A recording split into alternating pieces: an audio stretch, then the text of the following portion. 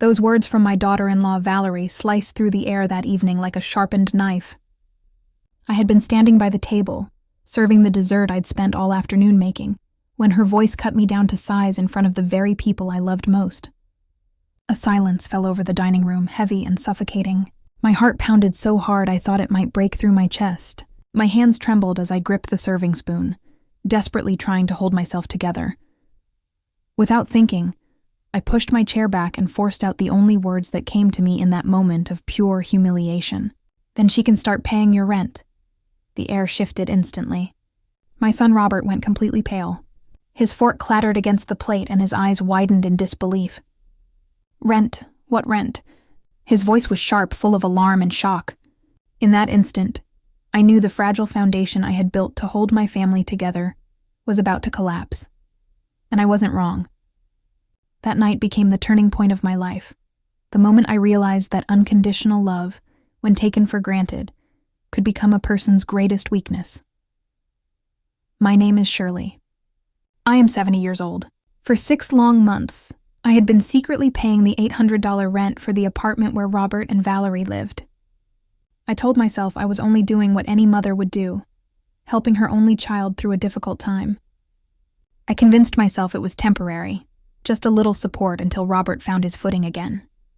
But never did I imagine that while I was making sacrifices that cut into my health and dignity, they saw me as nothing more than a burden.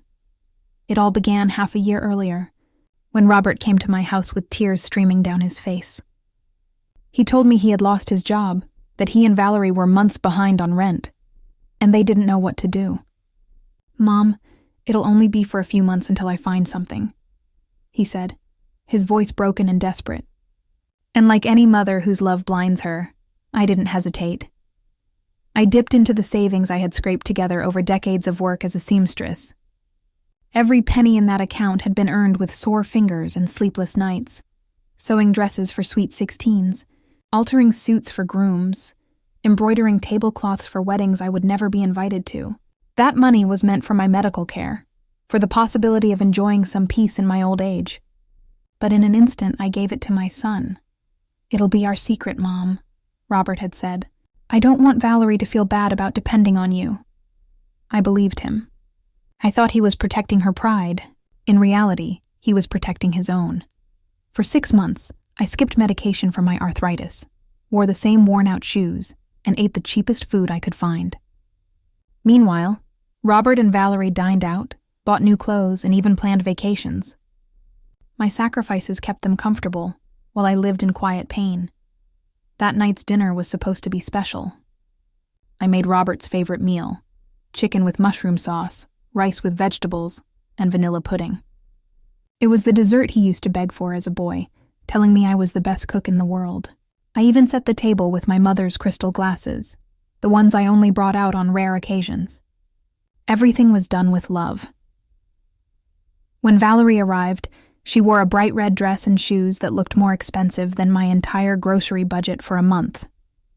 From the moment she walked in, I sensed trouble. She wore that tight, artificial smile she always put on before delivering one of her cutting remarks. Robert couldn't even meet my eyes. He sat there fidgeting with his phone, nervous and restless. Dinner was a disaster from the beginning. Valerie found fault in everything. The food wasn't hot enough, the furniture was old, even the air freshener in the living room wasn't to her taste. "Shirley, don't you think it's time you freshen this place up?" she asked with mock sweetness. "My mom's house is so much more modern. She has all those trendy minimalist pieces." I forced a smile, but inside my chest burned. This house had been my home for 30 years. Every chipped plate, every framed photo, every chair held memories. To her, it was all worthless. When dessert came, I thought maybe the pudding would soften the mood. But instead, Valerie used that moment to strike her cruelest blow. "You're not half the woman my mother is." The words froze me. I felt as if the air had been stolen from my lungs. Robert sat silently, refusing to defend me. In that silence, I realized he knew what was coming. He had chosen to let it happen. "Excuse me?" I asked, though I had heard her perfectly. Valerie leaned back, her eyes glittering. "You heard me. My mother is successful. She built her own company, owns a beach house, travels to Europe. And you just cook and sew." Her words hammered my heart. I thought of all the sacrifices I had made for Robert. All the nights I stayed awake with him when he was sick. All the years of work to put him through school. And now, here he was, silent as his wife tore me down. Something inside me snapped. I rose from my chair, my voice steadier than I felt. "If your mother is so superior, Valerie, then perhaps she should start paying for your life. Because as of today, I will no longer carry this burden." Her smug smile disappeared. Robert's eyes widened.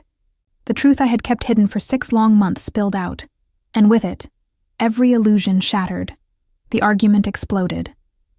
I revealed how I had been paying their rent, how Robert had lied, how Valerie had mocked me while living off my sacrifices.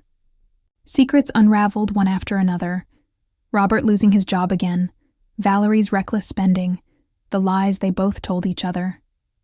For the first time, they had to face the consequences of their choices. Valerie screamed, Robert begged, and I stood there, finally refusing to be used any longer.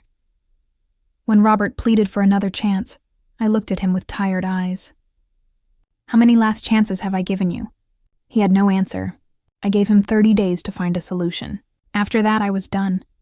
Valerie tried to twist it, accusing me of abandoning them. But I held firm. I'm not abandoning my son. I'm stopping him from using me. The fight dragged on. Accusations, tears, manipulations.